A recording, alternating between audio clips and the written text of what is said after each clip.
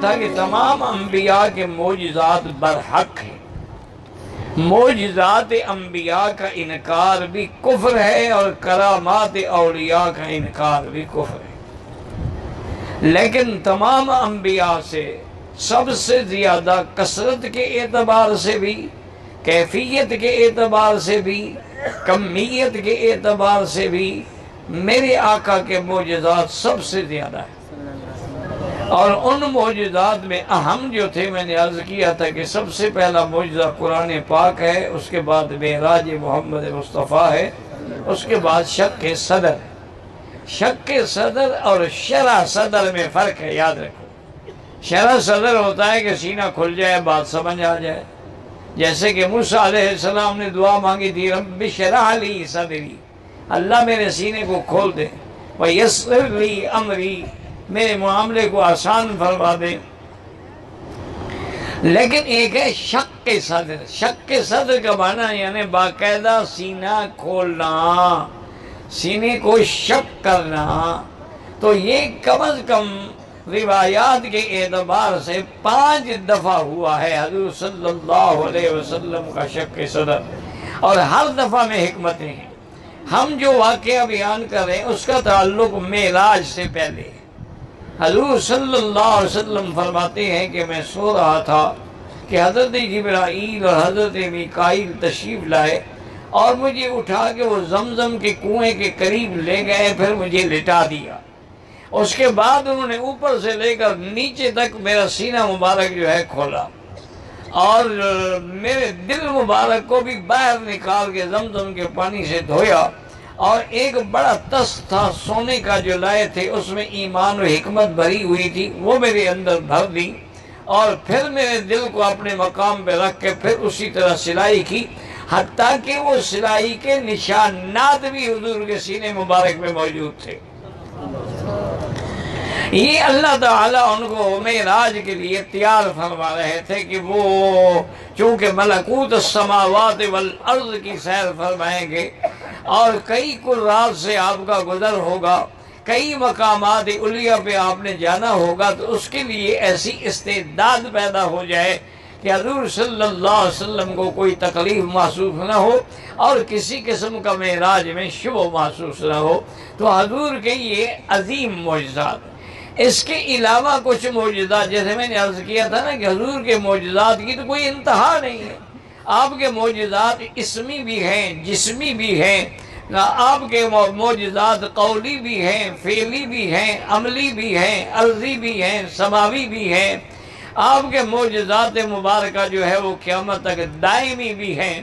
اسی طرح ایک دفعہ حضور ایک صحابی انصاری کے باغ میں تشریف لے گئے، صحابہ کہتے ہیں کہ ہم بھی ساتھ تھے، تو ایک اونٹ دوڑتا ہوا آیا اور حضور کے قدموں میں سر رکھ کے رونے لگ گیا۔ حضور صلی اللہ علیہ وسلم نے اس کے سر پہ ہاتھ پھیرا، اس کو تسلی دی، پھر وہ چپ ہوا۔ حضور نے مالک کو بلایا کہ اس کے اونٹ کے مالک کو بلاؤ۔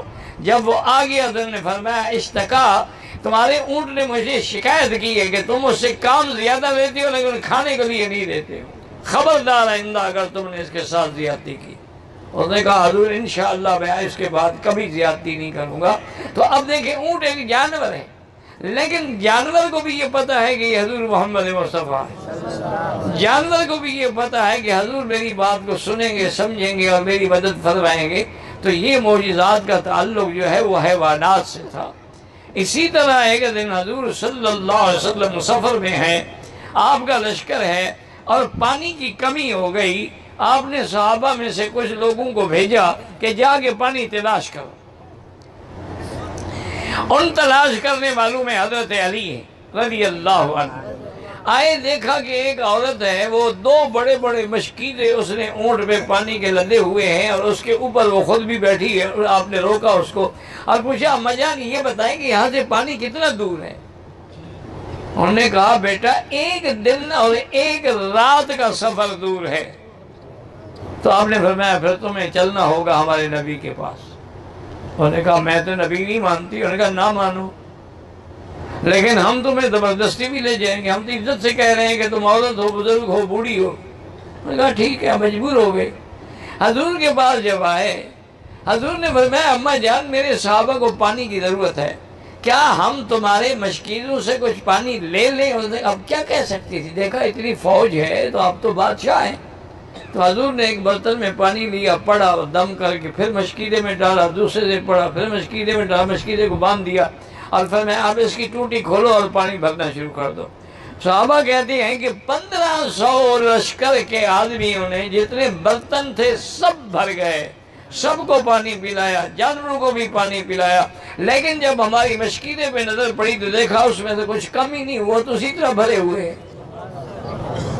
حضور نے فرمایا ایسا کرو بھی، جس کے پاس کپڑا ہے، روٹی ہے، دانہ ہے، کچھ ہے، وہ لے آؤ۔ وہ جمع کیا ہے، گٹھڑی بنا کے دے۔ فرمایا اماں جان یہ اپنے بچوں کو میری طرف سے ہدیہ دینا، دیکھو یہ پانی ہم نے تم سے نہیں لیا، پانی ہم نے اللہ سے لیا ہے، یہ تو صرف اسباب کی حد تک تھا۔ وہ حیران ہو گئی، گھر آئی، سارے قبیلے کو واقعہ سنایا، اور اس کے بعد اس عورت کی شان یہ بنی کہ سارے قبیلے کو لے کے آئی اور حضور کے ہاتھ میں مسلمان ہو گئے، سارا قبیلہ بھی مسلمان ہو گیا۔ تو حضور صلی اللہ علیہ وسلم کے معجزات مبارک کا یہ اثر ہوا کہ وہ فوراً اسلام لے آئے۔ اسی طرح حضرت قتادہ رضی اللہ عنہ جنگ احد میں ایسا تیر لگا، اللہ معاف کرے، دشمن کا، کہ آپ کی آنکھ کا ڈھیلا جو تھا نکل کے لٹک گیا۔ اب حضرت قتادہ کو تکلیف ہے، انہوں نے ساتھیوں سے کہا کہ اللہ کے بندے تلوار سے کاٹ دو، مجھ سے برداشت نہیں ہوتا۔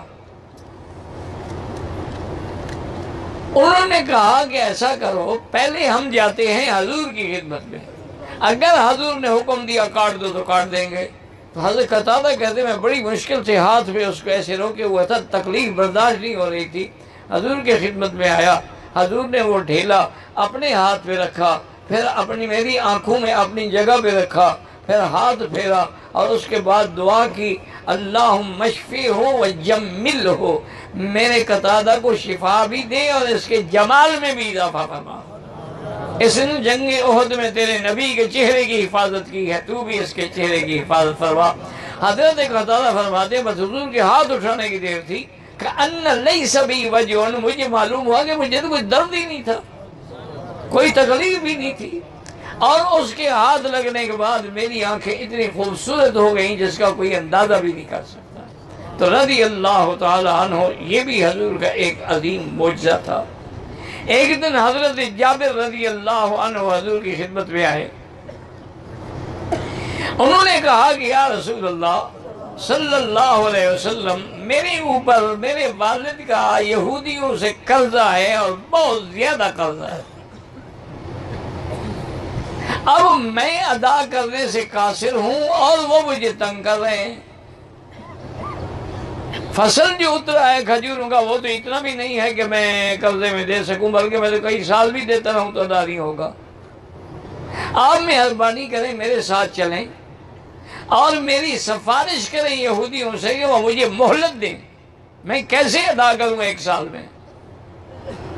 حضور نے فرمایا جابر ایسا کرو، تم اپنی کھجوریں اتری ہوئی ہیں ان کو اکٹھا کرو، میں آ رہا ہوں تمہارے باغ میں۔ وہ چلے گئے، انہوں نے ڈھیری بنائی، چھوٹی سی ڈھیری، حضور تشریف لے آئے، اس ڈھیری کو ہاتھ لگایا، کچھ پڑھتے رہے، کچھ دعائیں فرماتے رہے۔ اس کے بعد حضور نے فرمایا جابر اپنے سارے قرض خواہوں کو بلاؤ کہ آئیں اپنے قرضے کی کھجوریں لیں۔ جابر کہتے ہیں میں حیران کر رہا ہوں کہ یہ تو ایک قرض دار کی بھی کھجوریں پوری نہیں ہوں گی، حضور میں نے تمہیں حکم دیا ہے کہ بلاؤ۔ اب قرضدار آتے گئے اور اپنی کھجوریں بوریاں بھر بھر کے لیتے گئے۔ حضرت جابر فرماتے سارا قرضہ ادا ہو گیا اور میری کھجوریں ویسے بچی ہوئی۔ صلی اللہ علیہ وعلا آلہ واصحابہ وسلم۔ اسی طرح صحیح حدیث میں ہے کہ حضرت ابی ہریرہ رضی اللہ تعالی عنہ نے بھی آ کے عرض کیا کہ یا رسول اللہ صلی اللہ علیہ وسلم، ہم پر بڑا فقر کا دور گزرتا ہے، یہ تھوڑی سی کھجوریں ہیں میری زنبیل میں، میرے تھیلے میں، ان کے لیے دعا فرما دیں۔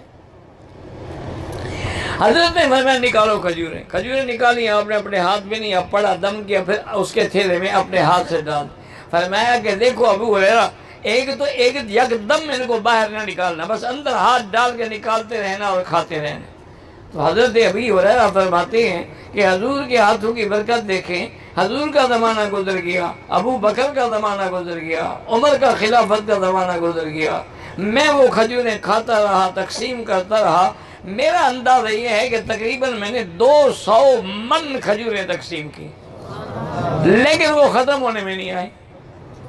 جب حضرت عثمان کے قتل کا مسئلہ آیا اور اختلاف بڑھا، مدینہ پاک میں اضطراب بڑھا، اس اضطراب میں پتہ نہیں کہ وہ میری تھیلی کیسے کٹ گئی، وہ میری جراب جو تھی وہ کٹ گئی، اس کے بعد پھر وہ ملی ہی نہیں، پھر کھجوریں کہاں سے ملتی۔ حضور صلی اللہ علیہ وسلم نے اپنے ہاتھ مبارک لگانے سے اندازہ کریں کہ اتنی کھجوریں 1 کلو 2 کلو 4 کلو ہوں گی، لیکن 200 من خیرات کر دی پھر بھی ختم نہیں ہوتی۔ تو یہ معجزہ تھا حضرت محمد مصطفیٰ صلی اللہ علیہ وعلا آلہ وصحبہ وسلم۔ اسی طرح صحیح روایات میں ہے، حضرت ابی ہریرہ آئے، انہوں نے کہا کہ یا رسول اللہ میری ماں کافرہ ہے اور آپ کی شان میں گستاخی کرتی ہے، اور ایک طرف میرا مدنی نبی ہے اور ایک طرف ماں ہے، میں کیا کروں، کہاں جاؤں؟ میرے آقا دعا فرمائیں یا تو اللہ میری ماں کو ہدایت دے یا موت دے دے، میں نہیں برداشت کر سکتا کہ آپ کے شان میں وہ باتیں کریں۔ حضور نے دعا کی، اللہم اہد ام ابا ہریرہ، یا اللہ ابی ہریرہ کی اماں کو ہدایت عطا فرما۔ حضرت ابی ہریرہ کہتی ہے میں واپس آیا، دروازہ بند تھا، مجھے محسوس ہوا کہ میری ماں، چھوٹا ایک ہی تو کمرہ ہوتا تھا، شاید غسل فرما رہی ہیں، چونکہ پانی بہہ رہا تھا۔ تھوڑی دیر کے بعد دروازہ کھولا تو فرمایا کہ ابو ہریرہ مجھے لے چلو، این محمد، تیرا نبی کہاں ہوگا، میں کلمہ پڑھنا چاہتی ہوں۔ حضرت ابی ہریرہ کہتے ہیں میری خوشی کی انتہا کیا ہوگی کہ میری ماں مسلمان ہو رہی۔ میں نے ماں کی لاٹھی پکڑی اور میں ایسے قدم رکھتا تھا، قدم ایک جگہ رکھتا تھا، قدم آگے میرا پڑتا تھا خوشی سے، اور ماں کہتی بھی ایسا تو چلو، میں تو چل نہیں سکتی۔ میں لے کے حضور کی خدمت میں آیا، میں نے کہا یا رسول اللہ ہذہ امی جات، آپ کی دعا منظور ہو گئی، میری اماں آئی ہے اسلام کے لیے، رحمت دو جہاں کا جواب سنے۔ فرمایا ابو ہریرہ تم نے کیا تکلیف کی، بوڑھی ماں کو لے کے آ گئے ہو، مجھے کہہ دیتے میں تیرے گھر میں جا کے تیری اماں کو کلمہ پڑھا دیتا۔ صلی اللہ علیہ وآلہ آلہ وصحبہ وسلم تسلیما کثیرا کثیرا۔ ایک دفعہ حضرت جابر فرماتے ہیں کہ میں لوٹا لے کے پانی کا حضور کے ساتھ تھا، قضائے حاجت کے لیے آپ باہر تشریف لے گئے، بہت دور تشریف لے جاتے تھے، لیکن جہاں بھی گئے کوئی آڑ نہیں تھی، کوئی ایسی جگہ نہیں تھی کہ جہاں حضور بیٹھ کے چھپ کے بیٹھ سکیں۔ حضور پاک نے فرمایا جابر یہ سامنے درخت کھڑے ہیں، ان کو جا کے کہہ دو کہ محمد مدنی بلا رہے ہیں۔ کہتے ہیں کہ دونوں درخت جات الیہ بلا ساکن علی قدم لا علی قدمی، وہ دونوں درخت آ گئے، حضور نے دونوں کی ٹہنی پکڑی، فرمایا مل جاؤ آپس میں۔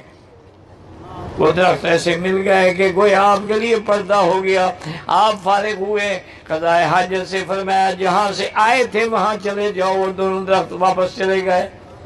تو حضور پاک کا معجزہ جیسے جانوروں پہ اثر کرتا تھا، درختوں پر بھی آپ کا اثر کرتا تھا معجزہ۔ اسی طرح میرے مدنی سرکار دو عالم صلی اللہ علیہ وآلہ آلہ وصحبہ وسلم، آپ بیٹھے ہیں اور دعا کریں کہ اللہم اعز الاسلام بعمرین، یا اللہ یہ 2 عمر جو ہے نا ان میں ایک کو مسلمان کر دے، یا عمر ابن ہشام ابو جہل کو، یا عمر ابن الخطاب حضرت خطاب کے بیٹے عمر کو مسلمان کر دیں۔ دعا کر رہے ہیں اور حضرت عمر ہتھیار لے کے آپ کے قتل کے لیے نکلے ہیں۔ راستے میں ایک بندہ ملا بیٹھا، الا این یا عمر، کہاں غصے میں جا رہے ہو؟ کہتے ہیں آج میں نے فیصلہ کر لیا ہے کہ اللہ کے نبی کو شہید کر دوں گا، یا مکے میں وہ رہیں گے یا میں رہوں گا۔ اس نے کہا نبی کو تو بعد میں شہید کرنا، پہلے گھر تو جاؤ، تمہاری تو بہن کلمہ پڑھ چکی ہے۔ آئے بڑا لمبا قصہ ہے، بہن کو مارا، نے کہا عمر جو مرضی ہے کر لو، ہم کلمہ نہیں چھوڑ سکتے۔ انہوں نے کہا اچھا مجھے سناؤ کیا پڑھ رہی تھی؟ سید آپ کی بہن کا نام بی بی فاطمہ بنت الخطاب تھا، آپ نے سورۃ طٰہٰ کی تلاوت شروع کی، طٰہٰ ما انزلنا علیک القرآن لتشقی الا تذکرۃ لمن یخشی تنزیلا ممن خلق الارض والسماوات العلی۔ حضرت بی بی قرآن پڑھ رہی ہے، عمر رو رہے ہیں، اس کے بعد کہتے ہیں ما احسن الکلام، کتنا اچھا کلام ہے، دلنی علی رسول اللہ، کہنے لگے بہن مجھے بتاؤ کہ حضور اس وقت کہاں ہوں گے؟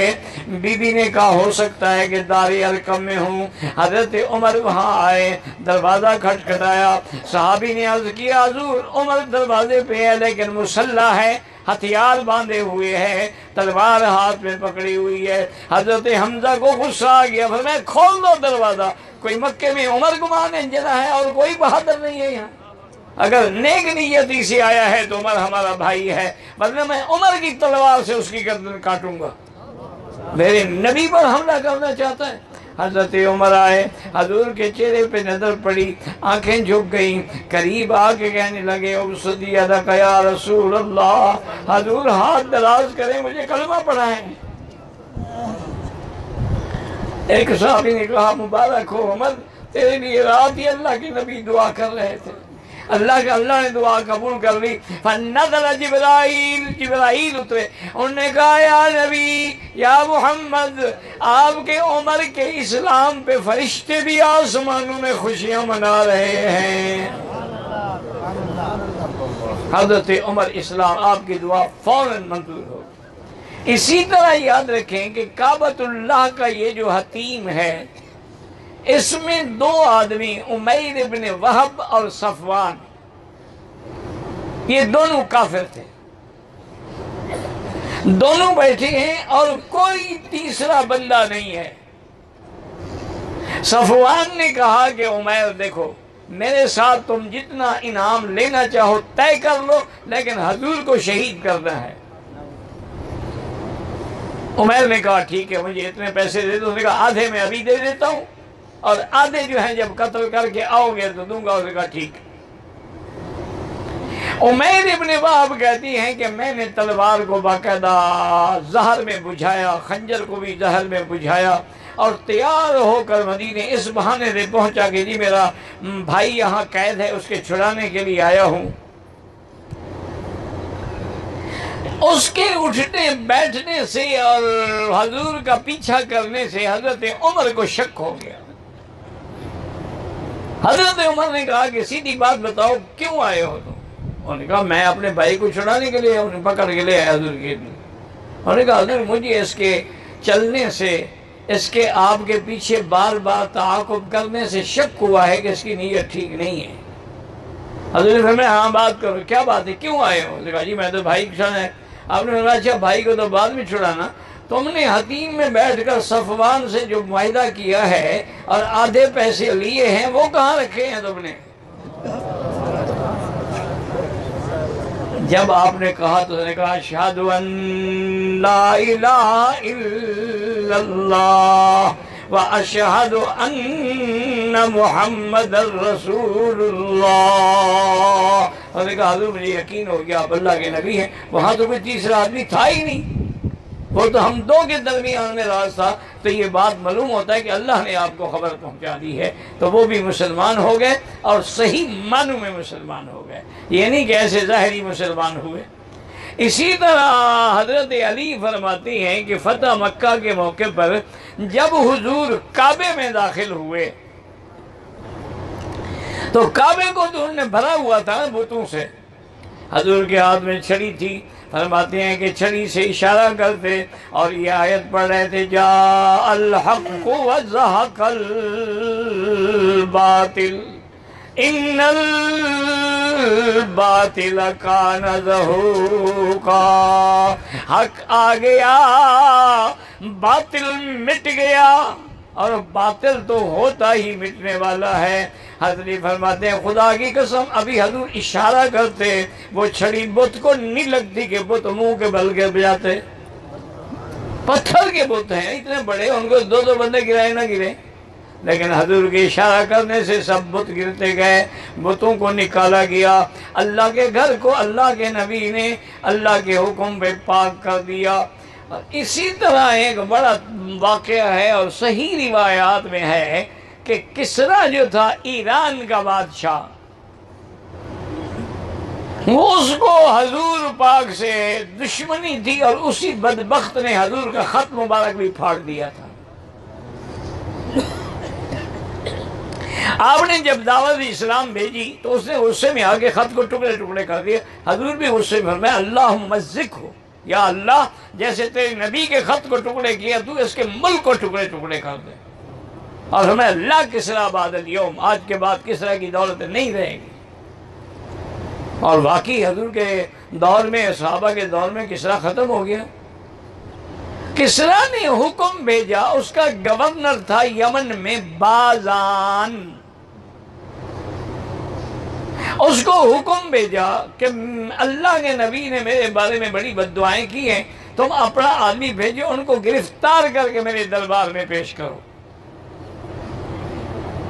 بازان نے دو بڑے قوی ہیکل فوجی اپنے کمانڈوز بھیجے اور آرڈر لکھ کے دیا کہ جا کے اللہ کے نبی کو گرفتار کر کے یمن لائیں، پھر میں یمن سے ان کو ایران بھیجوں گا۔ وہ فوجی آ گئے، انہوں نے حضور پاک کو آ کے حکم دکھایا۔ آپ نے فرمایا اچھا ٹھیک ہے، رات گزار لو، صبح بات کریں گے۔ انہوں نے سوچا ٹھیک ہے، اب حضور نعوذ باللہ کوئی بھاگ تو نہیں رہے، نہ چھپ رہے ہیں، رات گزار لیتے ہیں۔ رات گزاری، صبح کو انہوں نے کہا ہاں حضور کیا فیصلہ فرمایا، چلیں ہمارے ساتھ۔ انہوں نے کہا میں کہاں چلوں، تمہارے بادشاہ کے کسریٰ کے بیٹے شیر وح نے اپنے باپ کو قتل کر دیا ہے رات۔ جب وہ باپ تمہارا مارا گیا تو آرڈر تو ختم ہو گیا، تو میں کیسے جا سکتا ہوں؟ وہ تو آرڈر ہی نہیں رہا، آرڈر دینے والا ہی نہیں رہا۔ اب تو شیر وہ کوئی آرڈر جاری کرے گا تو میں غور کروں گا۔ انہوں نے کہا حضرت یہ بات بازان کو بتا دیں؟ ہم نے ہاں بالکل بتا، تاریخ بھی لکھو۔ انہوں نے تاریخ لکھی، یمن آئے۔ بازان نے کہا بھی تم گرفتار کر کے کیوں نہیں آئے؟ انہوں نے کہا پہلے بات تو سنو۔ انہوں نے بات سنائی کہ اللہ کے نبی نے فرمایا ہے کہ شیر وہ اس کا بیٹا تھا کسریٰ کا، کہ اس نے اپنے باپ کو قتل کر دیا ہے۔ جب فلاں تاریخ فلاں رات باپ قتل ہو گیا تو آرڈر تو ختم ہو گیا۔ انہوں نے کہا اچھا ایسا کرو، جلدی نہیں کرتے، ہم کچھ انتظار کرتے۔ کیوں اس زمانے میں ٹیلی فون تو نہیں تھا کہ اٹھا کے پوچھ رہے ہیں، وہ تو ڈاک آتی تھی گھوڑوں پر، کئی ہفتے لگ جاتے تھے اب ایران سے یمن آنا۔ تو چند دنوں کے بعد وہاں سے شیر وح کا خط آیا گورنر کے نام کہ میں نے اپنے باپ کو اس کی بدعمالیوں کی بنا پہ فلاں تاریخ کو قتل کر دیا ہے، اب میں بادشاہ ہوں، اس کے سارے آرڈر جو ہیں وہ منسوخ ہیں، لیکن تم بدستور میرے گورنر رہو گے یمن کے، اور تم اس کے بعد کوئی آرڈر ہوا تو پھر میں تمہیں لکھوں گا، ابھی پہلے آرڈر سارے ختم ہیں۔ تو جب اس نے پڑھا تو اس نے کہا واللہ انہو نبی صادق، وہ اللہ کا سچا نبی ہے، اور میں کلمہ پڑھتا ہوں سارے گواہ ہو جائے۔ انہوں نے کلمہ پڑھ لیا اور مسلمان ہو گیا۔ حضور صلی اللہ علیہ وسلم نے جو خبر دی تھی این سچی خبر تھی۔ بازان سن کے آپ کی نبوت پر ایمان لے آیا اور تصدیق کر لی کہ واقعی اللہ کے نبی جو ہیں وہ سچے ہیں۔ تو حضور کے کوئی ایک معجزات تو ہے نہیں نا جی، آپ کے معجزات کی تو انتہا ہے کہ آپ نے جہاں ہاتھ لگا دیا، آپ نے جہاں لعاب لگا دیا، آپ نے جہاں دعا فرما دی، اللہ تبارک و تعالی نے اس چیز کو قیامت تک کے لیے نعمت اور رحمت بنا دیا۔ اللہ ہمیں سرکار دو جہاں کی محبت، آپ کی شفاعت قیامت میں نصیب فرمائیں۔